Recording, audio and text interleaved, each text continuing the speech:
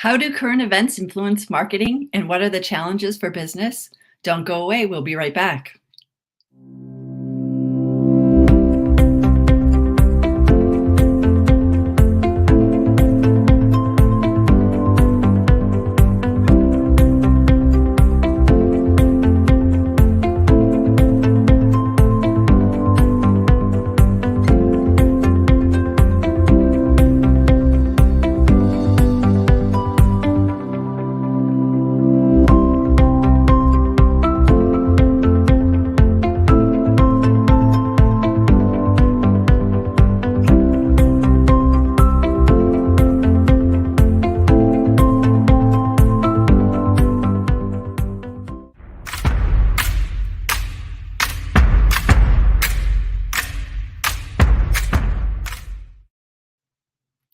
If you're just joining us, welcome to Beyond the Logo. I'm your host, Nancy Lockhart. This live stream is made possible by StreamYard, Lockhart Marketing, and BeLive Media. A special welcome to our viewers on Twitter, Facebook, YouTube, and LinkedIn. This is an audience-centric show, and we're monitoring comments, so please feel free to say hello. I'd love to hear from you. I'd like to thank our show producer, Bridgetti, Banda, who is managing the broadcast in the background. In today's show, we're going to be talking about current events and how that influences your marketing strategy. So if you haven't met me before, my name is Nancy Lockhart. I'm the founder of Lockhart Marketing and a #1 best-selling author. I'm the executive advisor for the University of California, Santa Barbara Customer Experience Program, and I've worked with iconic brands such as Target, Kaiser Permanente, and Medtronic. I leverage my knowledge and expertise to help business owners rebrand their businesses and themselves to become more profitable. Okay, let's dive into current events and marketing. So one of the things that I wanted to take you guys through today was we've just been inundated with so much going on in the world, from pandemics to wars and upheaval, and it's really shattered our foundations as far as business owners. And so one of the things I thought would be important for us to talk about is the influence of current events and how we can really take control of those situations, leverage them for our businesses, and make sure that we're making real connections with our audiences as we develop our marketing plans and communication plans to the people that we serve and that are working with us in our businesses. So today, current events and marketing. What I want to talk about first is really the challenges that we're seeing in business today. So, like I said, there's so much going on in the world that we're seeing that brands are really having to sustain their markets and industries, and they're being redefined. We need to develop products and services that are aligning with this new reality, with what's going on, and be very aware of that and conscious of that as we're interacting with our clients and customers. There's a competitive landscape where spending habits are being altered, and we have to think of new and innovative ways to connect and attract our audiences. And then we also have to determine how organizations are addressing these concerns in a really meaningful way.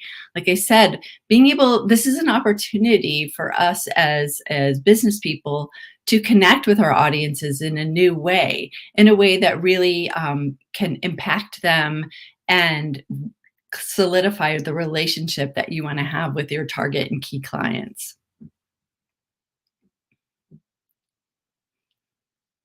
So, some of the impact of current events in marketing is re-examining what's important to your target given the world events, as I mentioned. You want to instill trust and demonstrate how your product supports their emotional needs. And it really is an opportunity for you to reconnect and to understand and be compassionate towards their needs. You want to plan for unexpected, because the best laid plans have to have the flexibility to adapt when something happens it changes in a moment's notice. And so be able to be really flexible with that. Again, be compassionate with your communications, and then make sure you're optimizing the correct platform for your messages as you're approaching this new world. So one of the things I thought was very interesting is that we've really redetermined this idea of our target markets. And given all the world events, there's some significant new ideas around segmentation that Ernst & Young, the Future Consumer Index, has identified for us. And I wanted to go over those with you. There's really this largest part is this affordability first. People have, experienced so much change. And one of the first things they do, if you think of Maslow's hierarchy of needs, is like, okay, I got to just take care of the basic needs. So I need the money to take care of those needs, or the budget to take care of those needs. So you see an affordability first mentality, which focuses on products functionality against the consumer investment, and making sure that they're feeling like they're really, where they're channeling those dollars is really paying them back in the most dominant ways. We also see a segment that's health first. What products are safe, protect, and minimize risks? This obviously makes sense coming through the pandemic and understanding that people's concerns are around those issues, their health. They want to make sure that they can trust you from a health perspective, that you're taking the precautions that are necessary to protect their health as much as possible, and therefore they can trust and engage with you. We also see a large planet first, where people are feeling this global impact and this connection, where they want to protect the planet and minimize impact on what's going on in the world. And then finally, being able to go through society first, which wants products that benefit the greater good. Again, going into that global kind of perception of how people want to impact. So making sure that that products benefit society's greater good, and their expectations are that organizations are going to be honest and straightforward with the products and services that they're bringing forward, given the nature of what's going on. And then also we're seeing this idea, it's a smaller segment of experience first. People want products and services that provide them with this idea of experience, having some brushes with some life-altering issues that have impacted the world. People are looking to say, when I use my dollars, I want to be able to have an experience that's going to last beyond just the latest and greatest thing. So creating, even if you sell something tangible, creating an experience around that is going to be super important for your target audience and what's important to them, and what we're seeing is and identifying as a key segment. So in order to do that, it's really important, as you're thinking about your marketing and planning your activities, think about some of your social media posts. What are what we've done in the past and kind of always pushed out we have to be very, very mindful about it, given the world events. So what are your social media posts? What are the hashtags that you're using? What keywords are you leveraging in order to bring your messages to market? And then also, what's current in market campaigns, like what's happening in the world, and how can you connect with it in a way that's responsible? Another thing is to evaluate your media plans in the context of crisis. When the world changes, all of a sudden everything becomes very much something that, priorities shift, and the way people consume media shifts.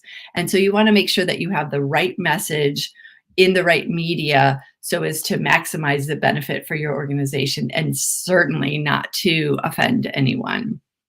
And then I think you also want to make sure that you're mindful of whatever messages you're thinking about putting forward, that it's not something that is seen as being too soon, too cavalier, too casual, that you're addressing issues at the right time. And then finally, it's very important for you to be able to adjust very quickly. Like I mentioned earlier, things are happening so fast, and all of a sudden, out of the blue, something changes, and you're going to have to be able to adjust really quickly. And we're going to go through some examples of some areas, some companies that have hit it right on, and we're going to start off with some that missed the mark. So in this example, it's a campaign that the WWF does, and they were raising money for the tsunami relief campaign. What they wanted to do was bring awareness to the destruction of the 2004 Indian Ocean tsunami. I can say that. And what they did is they used images of airplanes crashing into the New York skyscrapers, and obviously leveraging the World Trade Center tragedy that happened with 2 airplanes, and trying to demonstrate the impact of that by saying the tsunami impacted on a much grander level. So what they did is they put this image of all these airplanes coming in, like just the amount of impact. And it really brought negative attention away from the tsunami and the good that the WWF does, because it made people, like, it pushed them in the wrong buttons and made them think of this horrible occurrence and this terrible thing. It brought more focus on the tragedy of 9/11 than it really did in raising awareness of the impact of the tsunami. And unfortunately, that was a missed opportunity for them. The next example is one that we've talked about in the past, and this is the Pepsi incident with Kendall Jenner, where Pepsi was trying to do the right thing, I believe, by capitalizing on a social movement. And there was so much going on in the US with Black Lives Matter, police brutality, and racial tensions. And one of the things that they kind of tried to demonstrate is that simply with a can of soda, that all of the tensions can be relieved. It really made Pepsi look insensitive and kind of, trivializing the events that were going on in the world. And I think, people, even Kendall Jenner, had backlash as a spokesperson for that particular event, because it was just not the appropriate response to the things that were going on. It is not just as simple as sharing a beverage with across sides, across beliefs, and therefore they were very. It was an unfortunate, and they quickly pulled that commercial. The next one that we have is Norwegian Cruises. So this was during the beginning of the pandemic, and as many of you will recall, a lot of what was going on with the pandemic was people were on cruise ships, and where the disease was being spread in this kind of petri dish of a cruise ship. And what Norwegian Cruises did very early on was trying to advocate for, just get away from this. We'll get through it if we're kind of sailing away into the sunset, and not really being able to think about the impact of telling people to get on a cruise ship would be towards increasing their likelihood of catching the disease. Again, they were putting lives at risk. That's the perception that people had, and they were being insensitive to the really quickly changing. We were gathering so much information, or at least trying to at the time, to understand what was going on with COVID-19 and how things were spread. And they were simply saying, get on the ship, which in fact was quite the wrong thing to advise as far as, how to protect yourself in the pandemic. And then finally, this is a little bit more recent. And one of these things it's hard to say if this could have been prevented, but this is one of the areas where you really want to be aware of what type of media, what type of messages even if there's some impending crisis that could be happening. So this particular shot or ad came on CNN, just as CNN was reporting that Russia had invaded Ukraine, and it's this image of this happy cowboy who's wiggling his bottom and because he went to Applebee's and had a good time. It was just so off on messages where people were just learning of this huge impact to the world. And it was very lighthearted and off-putting. And again, it was one of those things. I asked the question: could this have been prevented? It's one of those things that it's a toss-up, because Applebee's wouldn't have known when this particular spot was going to run or what was going to be happening. So it's just one of those lessons to be aware of as you're thinking about your marketing and your messaging and your media placement, about how and when and what is going around in the world, or where your media may be received that aligns with your messaging. So with that, I want to do some examples of things that were done well that might seem a little bit strange as far as messaging goes. But Cottonelle did this great campaign during the pandemic, which was a tremendous example for us about how to really get it right when you're shift your messaging when you're thinking about something that's going on in the world. So they acknowledged the situation. There was a huge crisis of people trying to hoard toilet paper. And what they did is they went out and they said, they just wanted to reassure there was enough supply, that people would be fine. They wanted people to, take positive action. And actually, they did this share a square campaign, which was about, really diving into that emotional connection of let's come together and help one another where we can, in this simple way of sharing toilet paper. But it really addressed the concerns, it addressed the current environment of where people were, and also let them know, hey, we understand that this is happening, we're on it, and we want you to to be okay to be able to share this tiny thing of toilet paper, which is a necessity, but to bring people together for the good and to come together. It was an opportunity to demonstrate just such a nice connection to what was going on from a human aspect in this spot.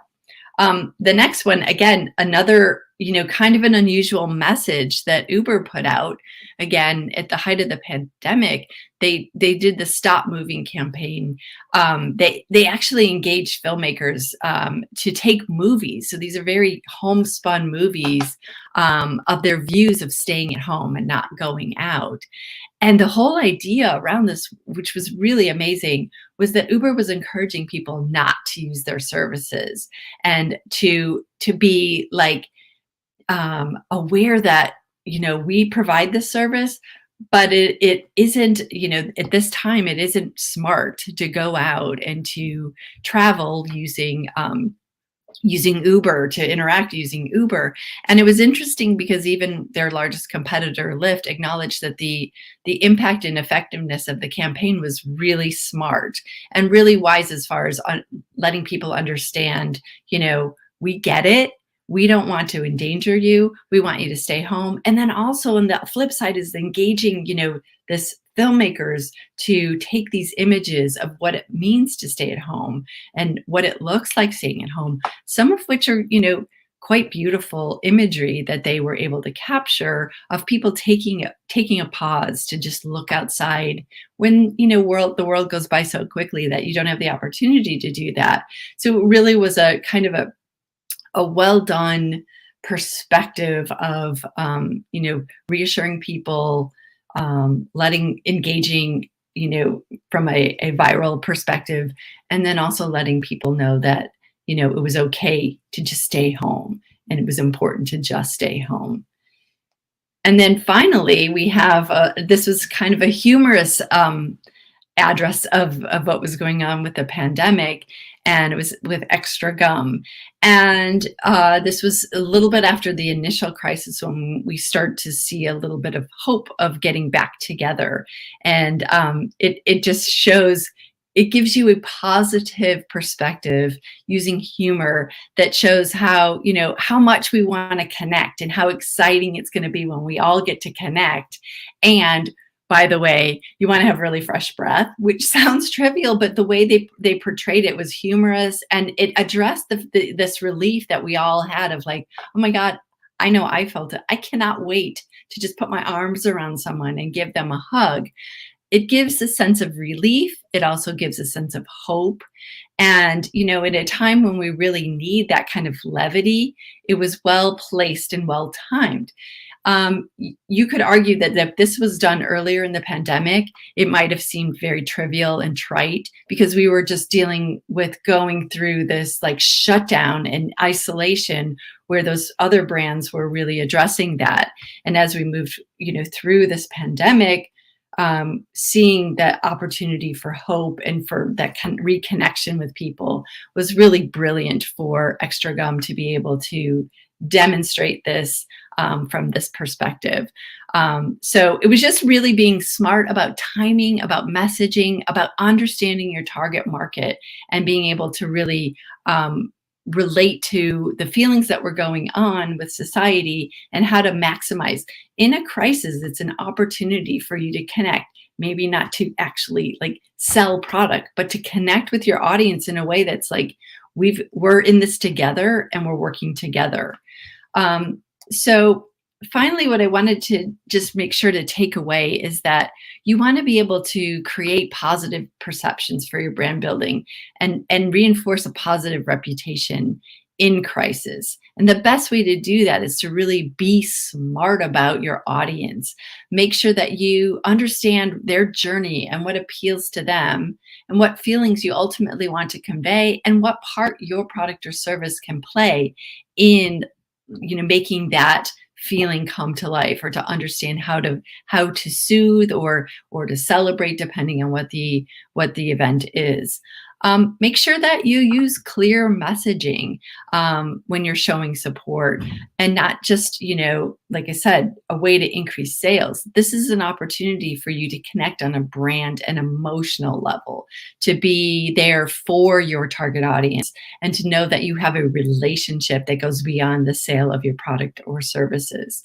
And then finally, it's really, really important to be aware of world events and consider how they may impact your business or your clients. And that seems very obvious, but oftentimes we get into a regular, rhythm of planning our marketing plans, our communications, and sometimes it becomes like almost tunnel vision. So I encourage you to open your eyes. There's so much going on in the world today that we want to really reinforce compassionate and support for one another.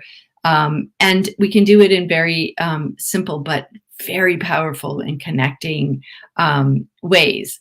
So I wanted to bring that forward, and I wanted to connect with you guys and share that from Beyond the Logo's perspective. And with that, I want to say thank you for watching. Remember that when you're thinking about your brand. And just to let you know that you're watching Beyond the Logo with Nancy, and produced by Bridgetti. And until now, we'll say goodbye and thank you for watching.